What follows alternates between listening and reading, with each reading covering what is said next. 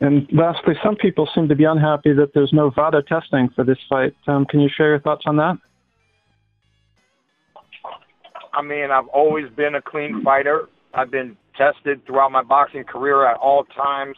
Well, not at all times, but whenever they so deem it fit, I'm tested. And there was testing. It might not be as thorough as other fights.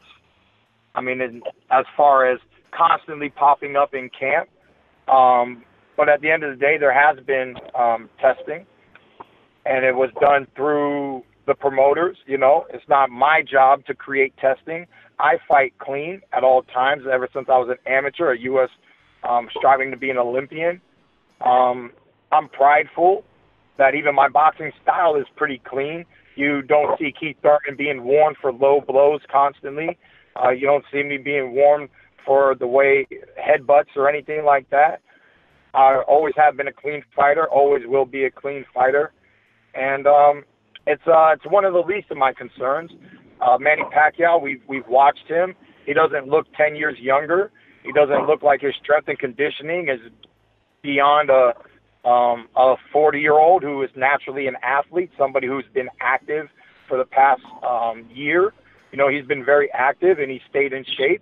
So he doesn't look anything out of the norm. And whatever the promoters request, we do.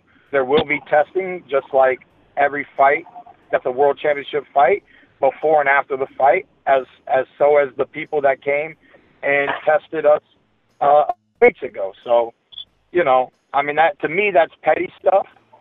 And, yeah, I mean, I always say take steroids if you want, because you might actually need it, you know. I don't really care, you know. There's a lot of people out here that fight in the streets.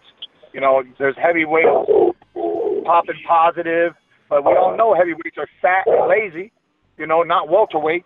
Heavyweights are fat and lazy, you know. So it just is what it is, man. It's never been a major concern throughout my career. I test clean at every time. So it's whatever, man.